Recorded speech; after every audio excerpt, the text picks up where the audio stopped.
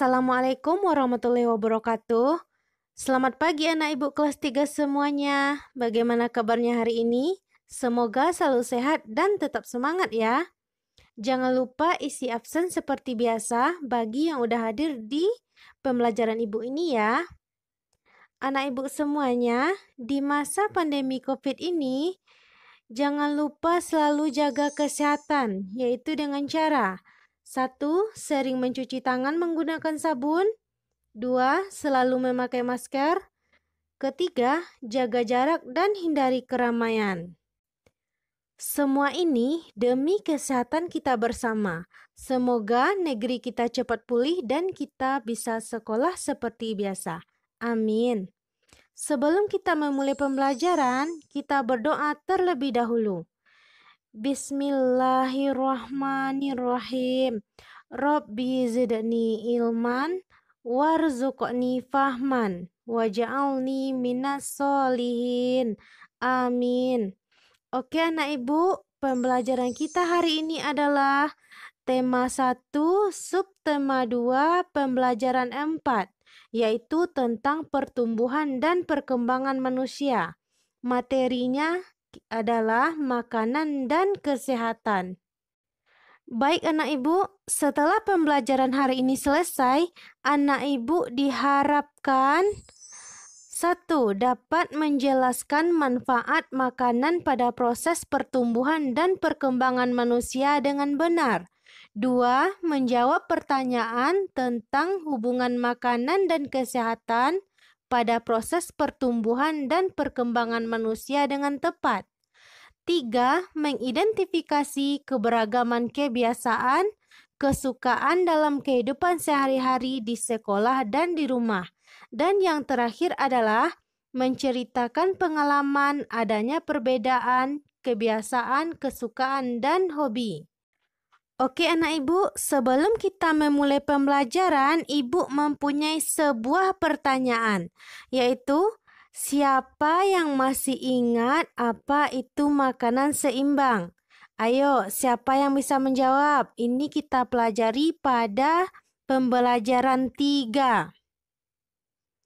Baiklah, makanan seimbang adalah makanan yang mengandung karbohidrat, protein, vitamin, lemak, mineral, dan lain-lain. Sekarang kita lanjutkan pembelajaran. Ayo kita baca teks yang ada di buku bersama-sama, yaitu tentang makanan dan kesehatan. Pagi ini anak-anak SD Nusantara bermain tarik tambang. Mereka dibagi menjadi 2 kelompok. Kelompok pertama terdiri atas Udin, Lani, dan Beni. Kelompok kedua terdiri atas Edo, Dayu, dan Siti. Semua senang sekali.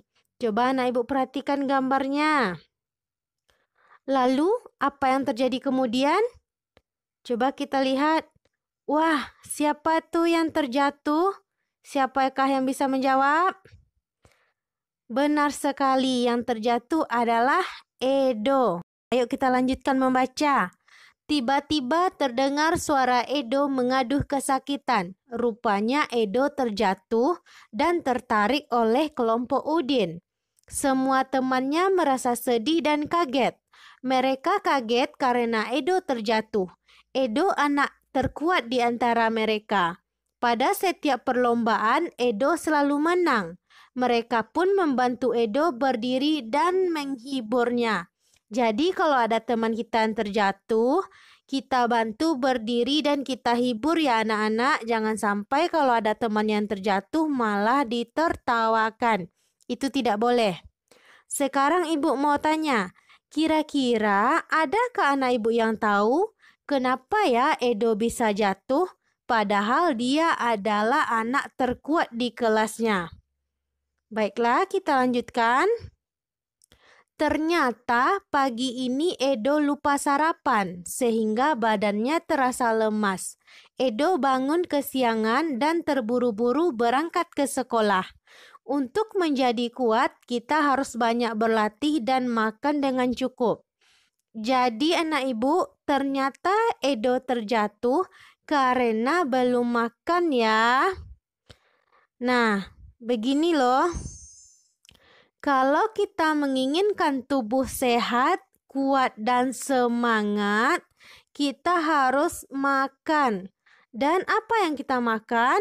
Kita memakan makanan yang seimbang agar tidak seperti Edo tadi yang lemas dan jatuh. Coba kamu kalau tidak sarapan ke sekolah pastinya kurang semangat, badannya terasa lemas. Jadi jangan lupa sarapan sebelum berangkat ke sekolah ya.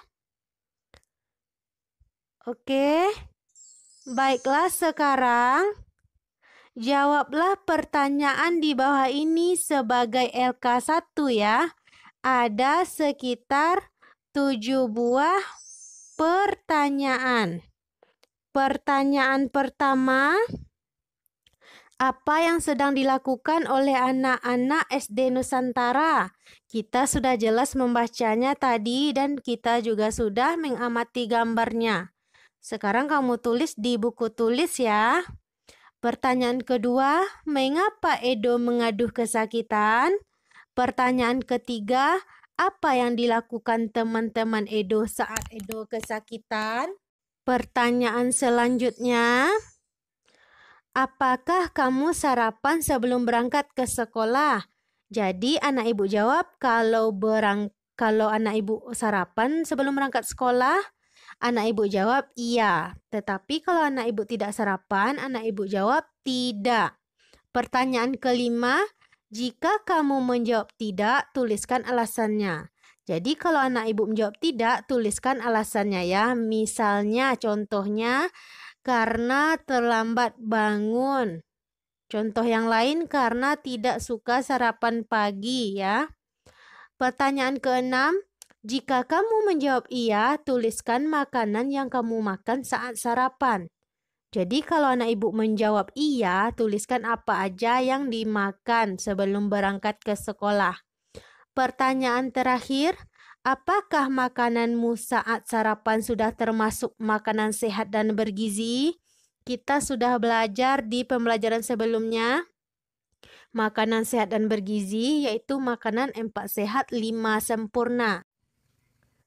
Kalau anak ibu lupa, buka kembali buku halaman sebelumnya. Baiklah. Sekarang kita lanjutkan. Ini ada 2 orang anak kelas 3. Perhatikan ada Siti dan Dayu. Siti suka sayur bayam. Dayu lebih suka wortel. Kedua sayuran itu makanan sehat. Mereka saling menghargai makanan kesukaan masing-masing. Di sini ada perbedaan kesukaan ya nak. Jadi walaupun beda kesukaan kita harus saling menghargai ya. Tidak boleh memaksakan kehendak kepada teman. Misalnya kita suka bayam, teman kita pun harus suka bayam. Jadi tidak boleh seperti itu ya anak ibu. Kita harus menghargai teman kita harus menghargai perbedaan. Begitupun contoh kedua. Ada Lani dan Udin.